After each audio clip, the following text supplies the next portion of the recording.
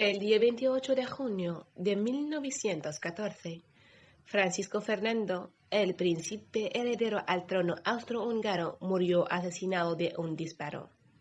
Entretanto, el perro salchicha de Theobald Theodor von Bethmann Olweck sufría de flatulencias. Bueno, lo de las flatulencias del perro Fanny solo inventó con el tiempo. Ella no sabía siquiera si Theobald Theodor von Bethmann Olweck tenía un perro salchicha.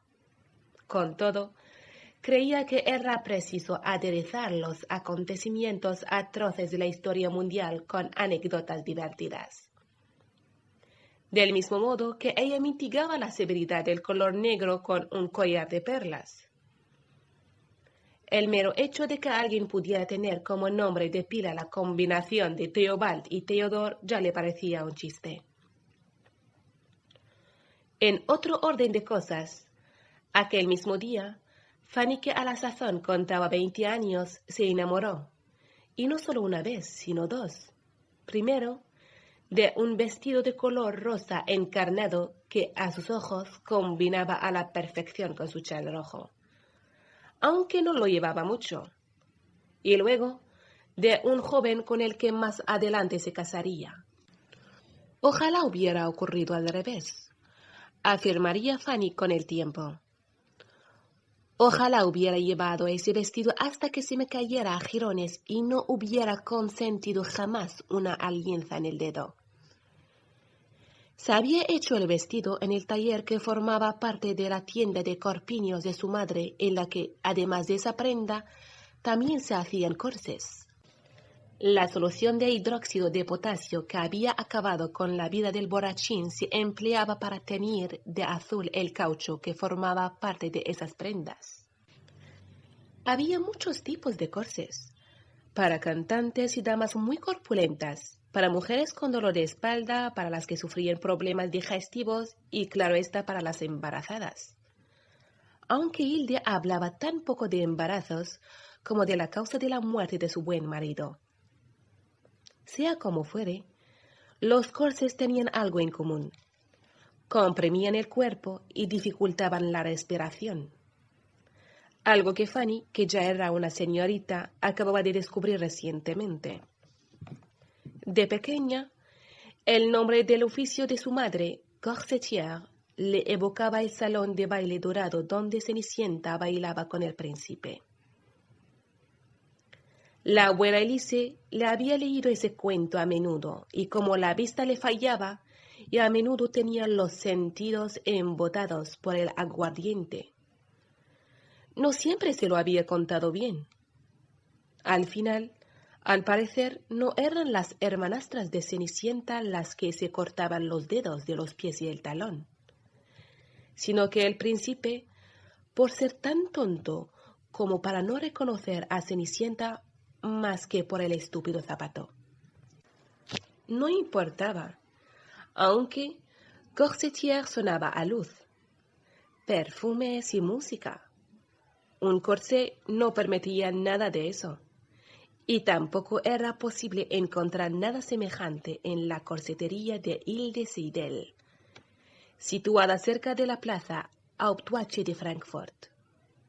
El salón de ventas ocupaba la planta baja, y el taller de confección se encontraba en la buhardilla. Esta no estaba bien iluminada porque los tragaluces eran demasiado pequeños. Además, era una estancia diminuta en donde las mujeres altas no podían permanecer completamente erguidas, y mucho menos. Por lo tanto, bailar como Cenicienta y el príncipe no olía tampoco a perfume, sino a planchas calientes, vapor y almidón. Por eso Fanny había cosido el vestido mencionado en un cuarto situado al fondo del salón de ventas que se utilizaba como probador. Y además no había utilizado ni huesos de ballena, ni acero, ni ropa pesada, sino que había usado lino ligero. Fanny aún no se había probado el vestido, sino que lo tenía colocado en un maniquí de costureras en parte baja. Algo esto último que, para Hilde, Era mejor no tuvieran las mujeres de carne y hueso, igual que tampoco ningún anhelo creativo. Pero, ¿qué es esto? Reprendió a Fanny en cuanto descubrió la prenda. En realidad, no gritó. A menos que fuera Nochevieja, ella siempre llevaba alfileres en los labios. ¿Qué es esto? Repitió. ¿Un vestido? No, esto no es un vestido. Es nuestra ruina. Por Dios, muchacha. Bastantes problemas he tenido desde que tu padre murió. Con tantas fábricas de corsés estamos con el agua al cuello. Fanny se imaginó la cabeza de su madre con los alfileres en los labios, elevándose en una charca oscura y se rió. ¿Qué te hace tanta gracia? La increpó. Bueno, en realidad, Hilde masculló entre dientes. Tal vez logremos resistir por un tiempo a la competencia, pero si estos vestidos se ponen de moda, vamos a tener que cerrar el negocio y nos moriremos de hambre. Tu buen padre se removería en la tumba. Hilde dirigió una mirada sombría a ese vestido que no podía existir. Caía recto sobre el cuerpo, sin resaltar pechos, cintura ni cadera. Presentaba algo de fruncido en los hombros, creando así unos elegantes pliegues semejantes a los de las togas de las estatuas antiguas. He oído que el lino es especialmente adecuado para ropa de deporte, se apresuró a explicar a Fanny. ¿Deporte? Hilde no parecía saber qué era eso. Fanny, por su parte, apenas sabía gran cosa. En todo caso, había oído decir que a la gente rica le gustaba jugar al tenis y que ese juego consistía en golpear una pelota grande como un huevo con un objeto parecido a una sartén. No entendía qué sentido podía tener aquello, pero sabía que al jugar la gente sudaba mucho. Como en el mundo de Hilde era inconcebible que las mujeres sudaran, Fanny prefirió no mencionar eso y en su lugar dijo: vi un vestido así en la revista de Maud Welt. Aunque yo prefería leer revistas de moda francesas, aquí en Frankfurt son muy difíciles de conseguir. Ese tipo de vestido se llama vestido reforma y con él también se puede ganar dinero. ¿Acaso más que con un corsé? Tu pobre madre sacrificándose por ti para que olvides la ausencia de tu pobre padre. ¿Así me lo pagas? Fanny no sabía que era peor, que Hilde tildara a alguien de bueno o de pobre. Fuera como fuera, a sus ojos ella no era ni una cosa ni la otra. Ha sido siempre una rebelde, continuó su madre regañándola. Apenas me doy la vuelta y ya estás tú perdiendo el tiempo y malgastando tela. Al menos podrías haber hecho una camisa de dormir u otra cinta para la papada. Esa misma papada tembló y los labios no menos cuando Hilde empezó a gritar violentamente, en realidad a arrancar el vestido del maniquí de costura. ¿Cómo dolía ver ese vestido roto? Lo he hecho para llevarlo, gritó Fanny con ese furor del que la abuela Elise decía que aunque ardiera tanto como las llamas al acercarse a la madera de abeto, no duraba lo bastante como para calentar como una hoguera de madera de haya. Fanny no sabía nada de madera, pero tenía una idea clara de lo que les quedaba bien a las mujeres y de lo que le podría quedar bien a ella. Sobre todo, si no se limitaba a arroparse los hombros con su chal de seda rojo, sino que se lo drapeaba a la cabeza tal y como había visto en una revista de moda. Intentó arrebatarle el vestido a su madre antes de lo que arruinara por completo, pero ella lo agarraba de un modo tan despiadado que finalmente sufrió otra gran rasgadura. Un alfiler cayó de la boca de Hilde, el único indicio de que las fuerzas las abandonaban. Con todo, Fanny no podía medirse con ella. Ya sintiera un furor ardiente o solo templado, ya ardiera por poco tiempo o por mucho, su madre siempre conseguía arrojar sobre él un cubo de agua fría. Fanny soltó el vestido, se dio la vuelta y salió corriendo a toda prisa con el chal de seda rojo sobre los hombros hacia un lugar en el que al menos podía ser un poco libre.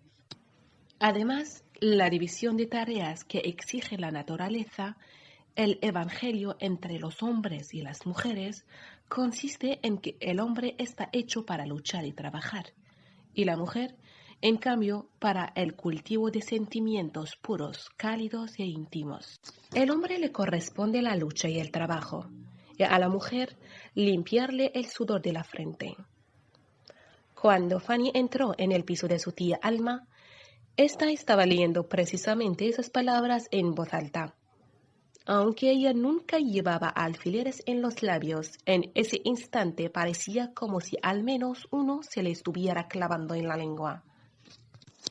Es que aquello que estaba leyendo era absolutamente contrario a lo que pensaba.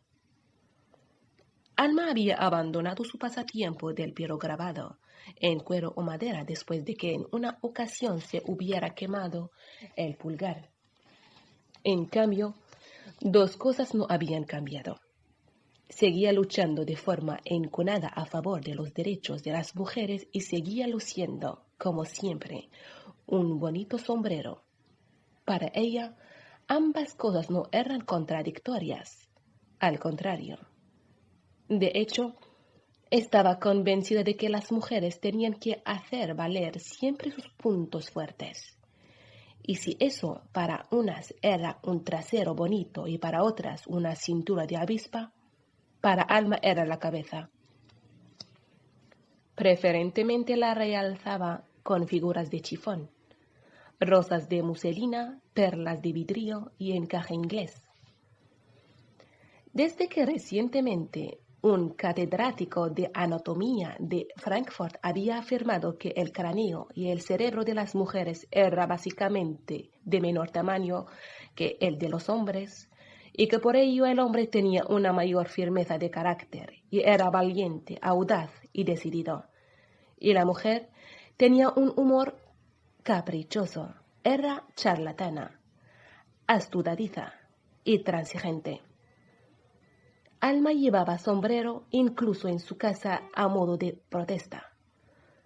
Cuando ese mismo catedrático declaró que las mujeres no se les debía permitir estudiar medicina, ya no por el menor tamaño de su cerebro, sino por su gran pudor.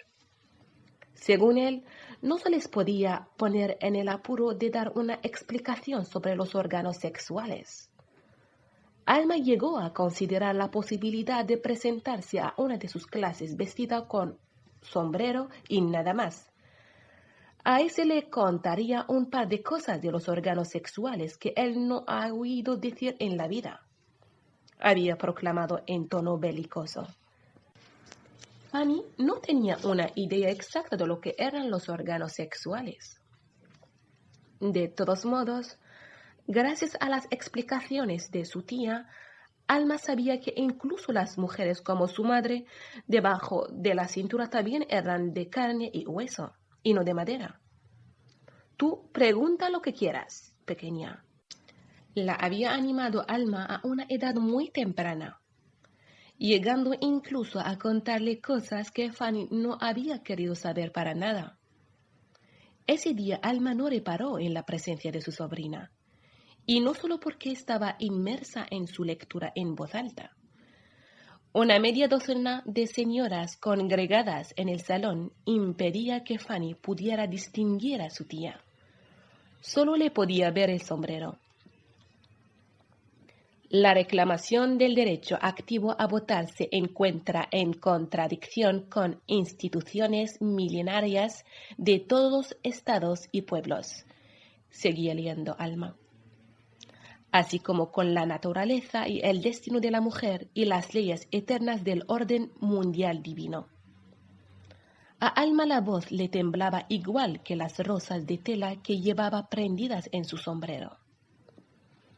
En cuanto Fanny fue abriéndose paso entre las otras mujeres, vio más partes del Alma aparte del sombrero. Estaba sentada. En realidad, señoreaba frente a su escritorio, que se encontraba en el lugar que en otros tiempos, cuando esa sala era el comedor y no la sala de estar, había ocupado la gran mesa del comedor. 5 años atrás, Alma había anunciado que el espíritu de la mujer tenía que ser más voraz que su estómago y había hecho cambiar las mesas. Aquella fue la primera decisión que tomó tras la muerte de su marido.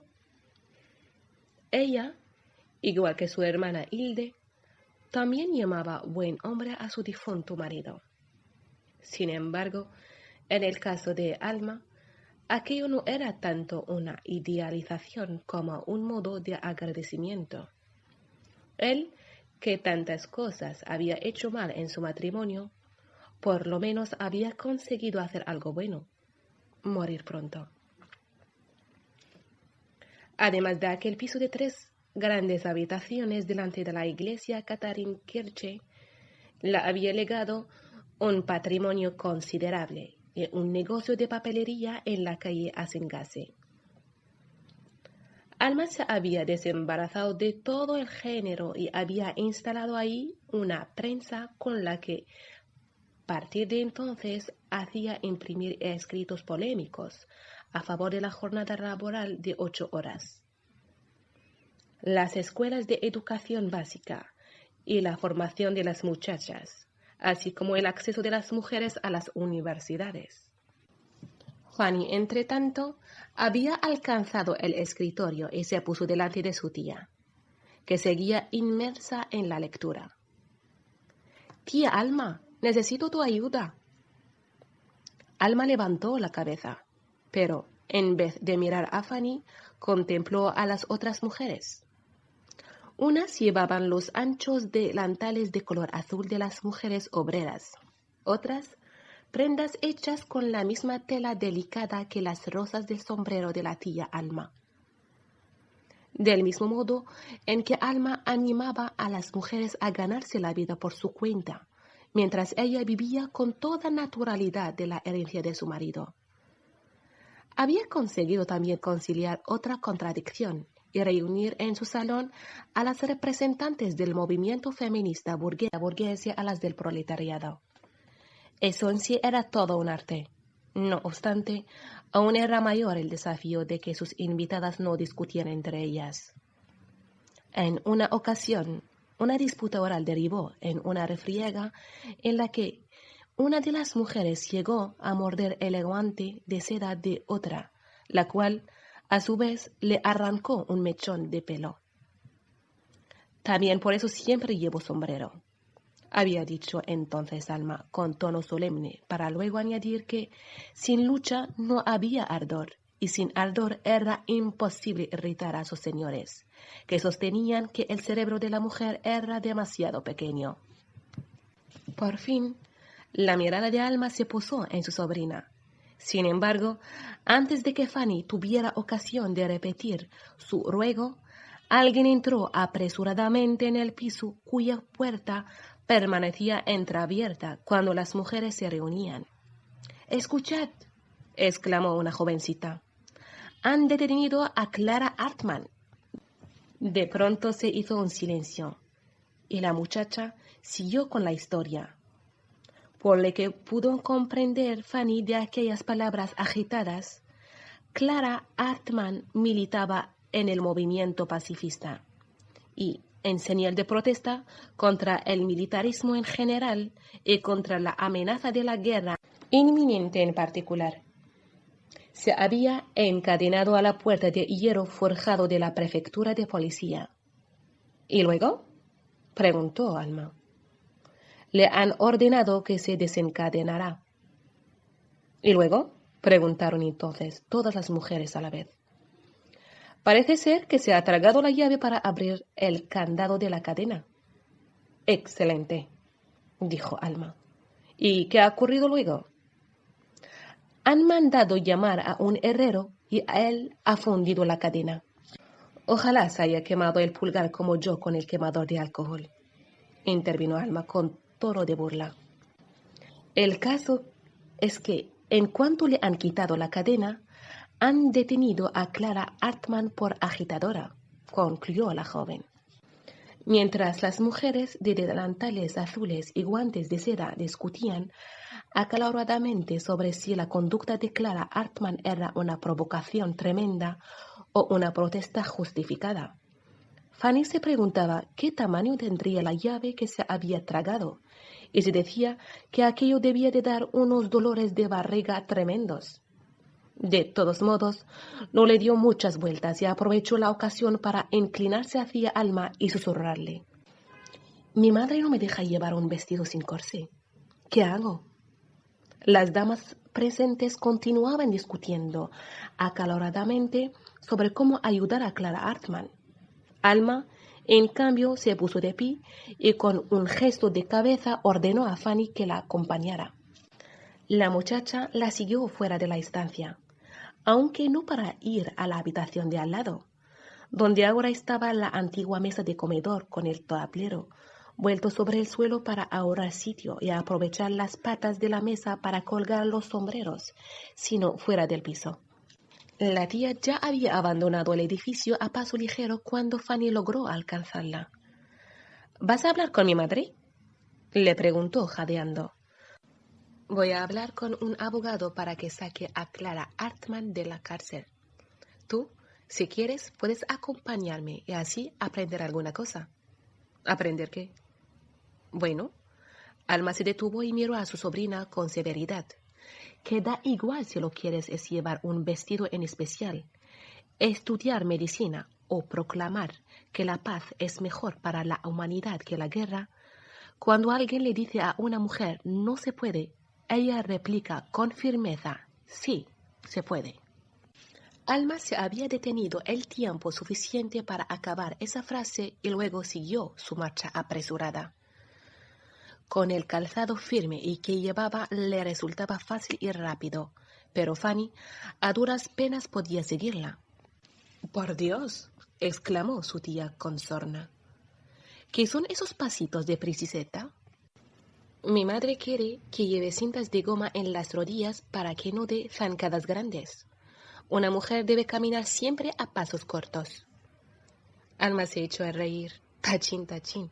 Hete aquí la falda trabada», dijo burlona. «Bueno, si te gusta llevarla, adelante, pero ¿no te parece algo curioso que quieres eliminar el corsé y en cambio uses cintas de goma para andar?» Soltó una carcajada y siguió andando a buen paso. «Tía Alma, espera, por favor. Quítate esas bobadas». Fanny suspiró y decidió hacerle caso, pero no iba a ser precisamente fácil. El organillero, con el macacochón al hombro, no debía verle las piernas desnudas. Y en cuanto hubo dejado ese hombre atrás, una mujer que llevaba un gran cochecito de bebé le pidió paso. Y luego apareció el lechero anunciando a voces su leche, a lo que alguien de pronto respondió a gritos: «Seguro que lo has vuelto a mezclar con agua de cal». El macaco chilló aún con más fuerza. Al final, Fanny dio con un rincón oscuro y se quitó las cintas de las piernas. Pero entonces se encontró con otro problema. No podía comparecer ante un abogado con unas gomas en la mano. Por otra parte, todavía estaba por ver si llegaría a conocerlo. Alma, como no, había desaparecido. «¡Tía Alma!». El lechero gritaba más fuerte que ella para hacerse oír por encima de los tonos desafinados del organillo.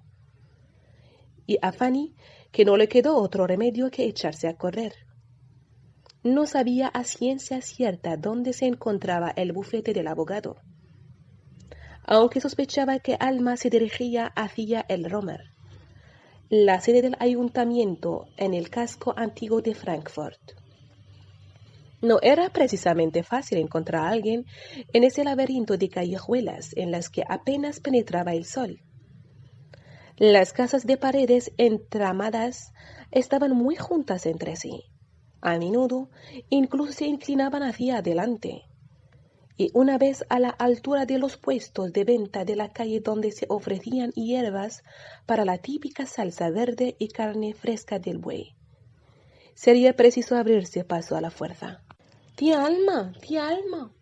Poco después de que Fanny dejara atrás las hierbas y la carne de buey, percibió el aroma de las velas de cera de abeja que hacía una mujer de la que se rumoreaba que no hablaba y que solo zumbaba como las abejas.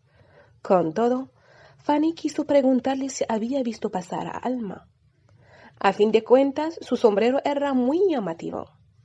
Entonces ocurrió. Con la vista clavada en las velas de cera de abeja, chocó primero con la cabeza contra un hombre, y luego, tal vez al tropezar por la fuerza del impacto, dio con las rodillas en los adoquines. Lo primero no le dolió mucho, porque la frente topó con una barba mullida, pero se hizo una herida en una de las rodillas y empezó a sangrar. Si hubieras llevado las cintas de goma, oyó rezongar a su madre. Fanny levantó la cabeza. Por un momento no se percató de nada y se sumergió en la visión que se le ofrecía. Un bigote rubio y recortado, una sonrisa agradable que atenuaba la severidad de la barba, un cabello que caía en ondas suaves sobre la frente alta y que, lejos de darle a ese joven un aspecto femenino, lo hacía elegante. El traje oscuro lo hizo pensar a Fanny en el abogado hacia el que Alma se dirigía, las manos finas, en un músico. Y ella, en las suyas, seguía sosteniendo esas estúpidas cintas de goma. Maldita fuera. Con todo, aquel joven no parecía haber reparado en ello porque tenía la mirada tan clavada en la cara de Fanny como ella en la de él. Posiblemente absorto en las mejillas sonrosadas y los ojos azules, y sobre todo en los rizos de color castaño rojizo, que no se alisaban ni con la plancha más caliente, y que cuando la madre de Fanny los cepillaba una y otra vez, le gustaba decir que eran como una aureola, aunque no divina, sino del diablo. Oh, no era mi intención. La mirada del desconocido bajó. Se posó entonces en la rodilla ensangrentada y desnuda. De hecho, un hombre no debía verle esa parte del cuerpo, ni desde luego tocarla. Pero él, en un gesto involuntario, acercó la mano hacia la herida. En una ocasión, una amiga de Fanny de la escuela había afirmado que una mujer podía tener un niño si un hombre le rozaba la piel desnuda. Menuda tontería, había respondido Fanny. Eso es si ella se sienta después de él en la misma silla mientras aún está caliente. Con el tiempo, ella ya no tenía la certeza de que aquello fuera así. Posiblemente no solo había que sentarse en la misma silla, sino que además había que estar desnudo. Pero, ¿quién se sentaba en una silla sin ropa? ¿Y por qué, pese a eso, había tantos niños en el mundo? Cuando las yemas de los dedos del hombre le recorrieron la rodilla desnuda, ella sintió un cosquillo, y eso le hizo olvidar el dolor intenso, aunque no la confusión. Ahora, el cosquillo también estaba en el estómago de Fanny, como si se hubiera tragado algo suave y blando. ¿Debería llamar a un médico?, preguntó ese hombre joven. Eso no será necesario. Él apartó la mano, pero el cosquillo se mantuvo. Fanny metió discretamente las cintas de goma en el bolsillo del vestido y se quitó el chal rojo de los hombros para envolver con él la herida. Aunque las manos aún le temblaban, logró hacer un nudo. ¿Puede levantarse?, preguntó el joven. Antes de que ella pudiera responderle afirmativamente, Él le tendió el brazo. Ella se apoyó en él. ¿Me permite que la acompañe a su casa? Fanny vaciló. En realidad, debería esperar a mi tía. Hace un rato nos hemos perdido. En tal caso, estaré encantado de acompañarla mientras la espera, aunque es algo que también se puede hacer en una cafetería. ¿No le parece? ¿Me permite que la invite a un chocolate caliente? En cuanto lo hubo dicho, al joven la propuesta le pareció un poco osada y se sonrojó. Fanny también sintió que le ardían las mejillas. Iba a decir, eso no es posible. Pero pensó que Alma, en la lección que le había dado, que una mujer no debería llevar nunca cintas de goma, pero siempre debería gritarle a la vida, sí, se puede. Sí, sí, ¿a usted le parece? Balbuceó. Ella no se soltó de su brazo, mientras pasaban por delante de los puestos de carne de buey y de hierbas para salsa verde hasta llegar a una cafetería de Liebfrauberg. El propietario de la cafetería de Liebfrauberg decía ser de Viena. El camarero que los servía se hacía pasar por francés. Si era cierto, ellos no podían saberlo. Bastante tenían con averiguar lo que se escondía bajo los nombres de todas las especialidades de café de la carta. Fanny se sintió aliviada al poder sumergirse en ella, pues hasta entonces su conversación había sido bastante monosilábica. Soy George Conning. El joven se acababa de presentar. Y yo, Francisca Prince, respondió Fanny con una risita. Al advertir su expresión de asombro, añadió, «Es broma». En realidad, mi nombre es Francisca, pero todo el mundo me llama Fanny, y mi apellido es Seidel. Fanny, dijo él sin más. Ella soltó otra risita que le sonó aún más ridícula que la anterior, y seguramente a él también. ¡Ay, Dios! ¿Estaría lamentando haberla invitado? ¿Qué? ¿Qué es un café Biedermeier? Si no ando confundido, es un café con un chorrito de licor de albaricoque. ¿Y qué es albaricoque? George se encogió de hombros. Seguramente Elise, la abuela de Fanny, lo habría sabido.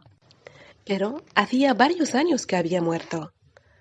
Por otra parte, ella no habría tomado café con un poquito de licor, sino que habría preferido mucho licor sin café.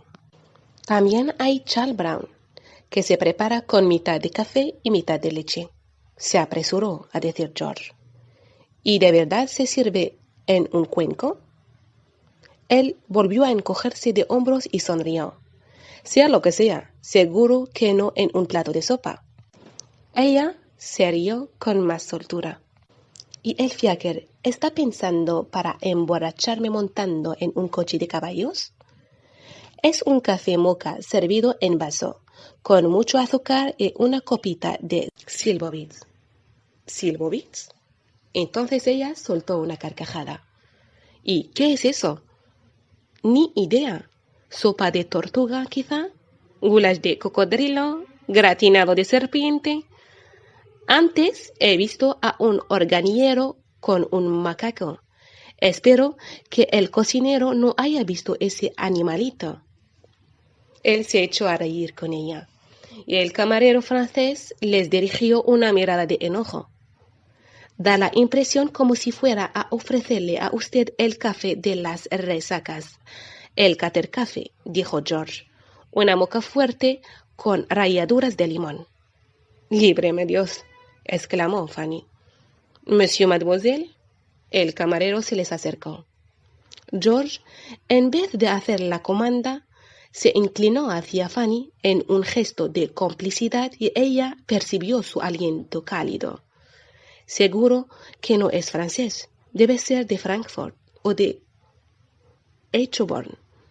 ¿El caballero tendría la amabilidad de decirme qué desea?, preguntó el hombre con voz nasal. George levantó la mirada y adoptó una expresión fría e impersonal. Si monsieur avait l'amabilité de nous servir du chocolat chaud, si fuera tan amable de servirnos 2 chocolates calientes.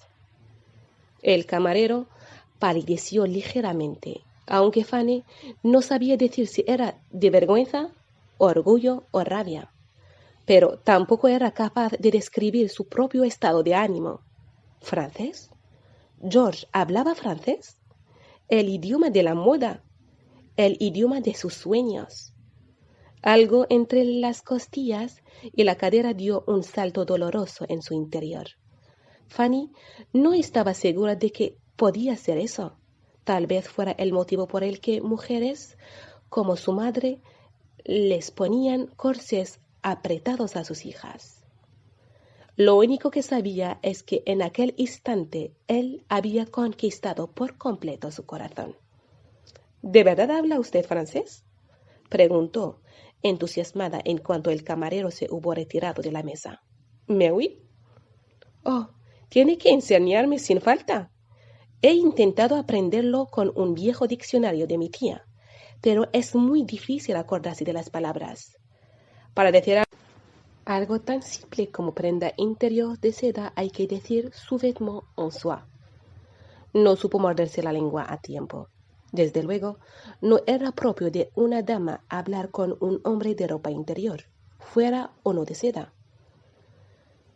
¿Por qué le interesa saber cómo se llama a la ropa interior de seda?, respondió él con seriedad y sin volver a sonrojarse. Bueno, es que quiero hablar de moda. Algún día seré una modista famosa. Diseñaré vestidos y... En cuanto él le indicó con un asentimiento de cabeza que siguiera hablando, ella no se contuvo. Empezó a hablarle del vestido rosa encarnado y de la reacción de Hilde en un tono de cada vez más rápido, como si quisiera huir de su propia torpeza, de la voz pertinaz de su madre que aún le resonaba en el oído, de todos sus miedos y dudas de no lograr aprender suficientes palabras en francés, como para no acabar un día como corsetier y quitarles a las mujeres el aire para respirar y sus sueños. Para mí es importante que una mujer se pueda mover libremente, concluyó a toda prisa. En cualquier cosa que haga, como ese deporte al que llaman tenis, tal vez usted lo conoce, consiste en golpear una pelota como algo parecido a una sartén. George se echó a reír. Por cierto, en francés sartén se llama poêle à frire. Como sea, el caso es que se suda y por eso se deberían llevar prendas de un tejido ligero que no se adhiera al cuerpo y que se interrumpió. No porque hablar de sudor femenino posiblemente fuera aún más íntimo y por lo tanto más ilícito que de ropa interior de seda, sino porque acababa de ver a su madre y a su tía Alma en la plaza Liebfrauberg. Se había escondido de su madre, de ser preciso detrás del camarero que en ese instante traía las tazas de chocolate caliente. Pero no quería inquietar a su tía Alma. Lo siento, tengo que... empezó a decir. Se levantó como movida por un resorte y estuvo a punto de chocar con el camarero. «Mademoiselle», exclamó este indignado. «No se marche así», exclamó George levantándose. «Si alguien blandiera una sartén contra su cabeza, yo me interpondría valerosamente». Fanny se detuvo, pero para entonces su madre ya la había visto. Y cuando Hilde entró en una exhalación en la cafetería, la valerosa actuación de George solo consistió en dar un paso al frente y dirigirle una tímida reverencia. Excepcionalmente en esta ocasión, Hilde no llevaba ni un solo alfiler en los labios, de modo que su voz fue aún más cortante cuando empezó a reprenderla sobre dónde había estado. ¿Cómo podía haberse marchado de ese modo? Y de aquel no era el comportamiento de una muchacha. Luego su mirada se volvió hacia George y quedó clavada en él. Abrió los ojos con sorpresa y dibujó una gran O con los labios. Él volvió a hacerle una reverencia. «Permítame que me presente. Me llamo George Conning, y desde luego es imperdonable por mi parte haber retenido a su hija. Sin embargo, ella ha sufrido un pequeño percance. Me temo por mi culpa y sin graves consecuencias.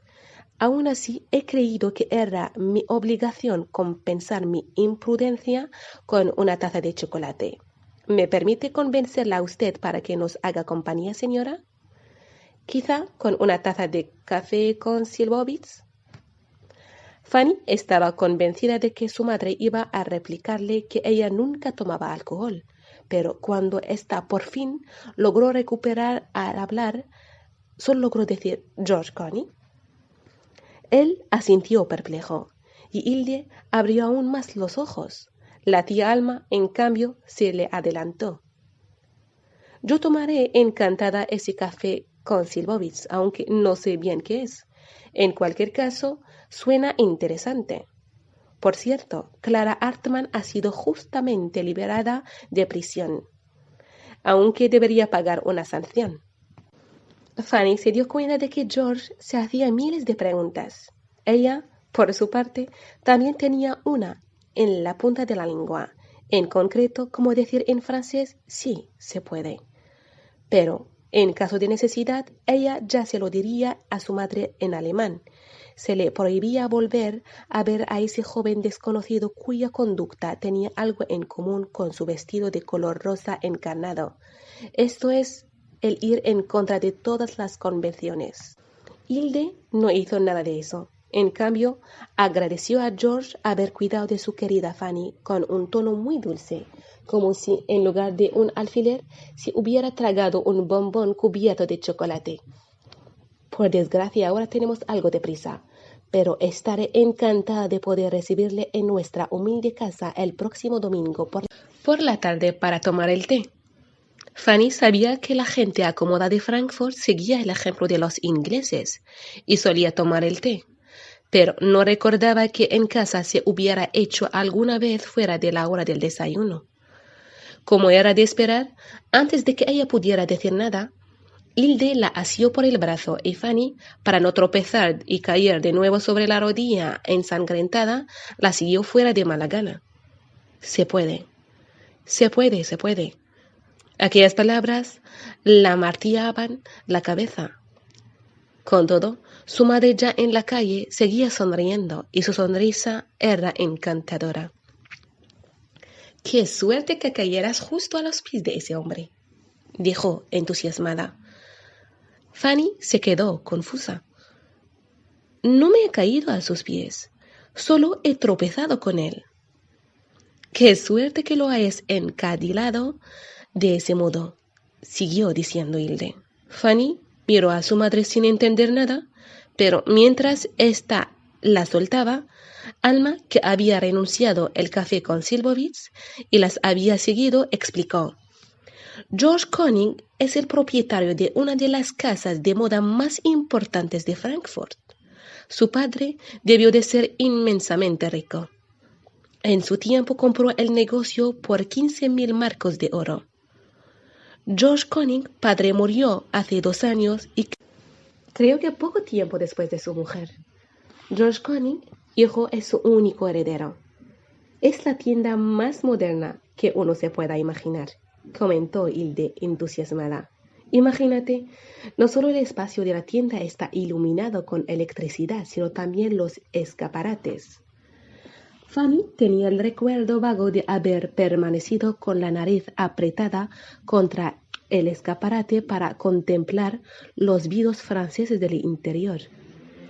En ese momento, al menos, ella había creído que eran franceses porque eran elegantes, refinados y originales. Extraordinaire. Oh, Dios mío, George sabía hablar francés. ¿Me dejarás llevar el vestido de color rosa encarnado?, preguntó Fanny. Prefería que llevaras muy pronto un vestido blanco, contestó su madre con un guiño de complicidad. Fanny estaba desconcertada. Actualmente, lo moderno es casarse de blanco, intervino Alma, incluso para los comunes mortales. Es una idea que no me acaba de convencer. En su tiempo, nuestra madre se vistió de rojo para su boda. porque siempre fue algo excéntrica. Me parece que ese chal rojo que llevas fue el velo. Y yo, en cambio, opté por ir de negro en solidaridad con las mujeres granjeras. Parecías una viuda, comentó Hilde implacable. Ya que lo dices, fue un buen augurio, repuso Alma con tono seco. Hilde la miró con rabia, pero al parecer prefirió no optar por una confrontación en la que solía perder siempre. Hizo un gesto hacia Fanny para que la acompañara por fin al taller de costura y ésta la siguió de mala gana, aunque no sin antes darse la vuelta y buscar a George con la mirada. Tras la ventana de la cafetería lo vio tomándose una taza de chocolate y luego otra. Tal vez no quería desperdiciar la comida o tal vez ese camarero tan severo le obligaba. ¿Te gusta?, preguntó Alma con expresión misteriosa mientras Hilde se adelantaba con paso impaciente. Él habla francés, respondió Fanny. ¿Y desde cuándo ese es un motivo para que alguien te guste o no? Fanny se encogió de hombros. No temas, añadió Alma, con una sonrisa cómplice. No soy yo quien te diga qué debes hacer ni sentir. Tú decides sobre tu vida. Tu madre y yo en eso no nos vamos a meter. Y realmente el francés es un idioma muy musical. De todos modos, creo que una mujer no debería casarse con alguien que se apellida Koning, rey, para convertirse en reina. Fanny volvió a encogerse de hombros. ¿Y quién piensa en casarse? La guerra acelera las cosas, también el amor. Aunque Fanny no sabía gran cosa de la guerra, sí sabía lo bastante como para replicar a su tía. El amor y la guerra no tienen nada que ver. Y la libertad y el amor tampoco, dijo Alma. Por un breve instante adoptó una actitud seria y luego añadió con tono pícaro. Y ahora cuéntame, ¿cómo has logrado quitarte esas espantosas cintas de goma? En ese instante, Fanny recordó que se había envuelto la rodilla ensangrentada con el chal, consciente ahora de lo importante que aquella prenda había sido en su momento para la abuela Elise. Lamentó haber tenido esa falta de consideración. Deseó que las manchas de sangre se pudieran quitar y prefirió no contarle nada de eso a Alma.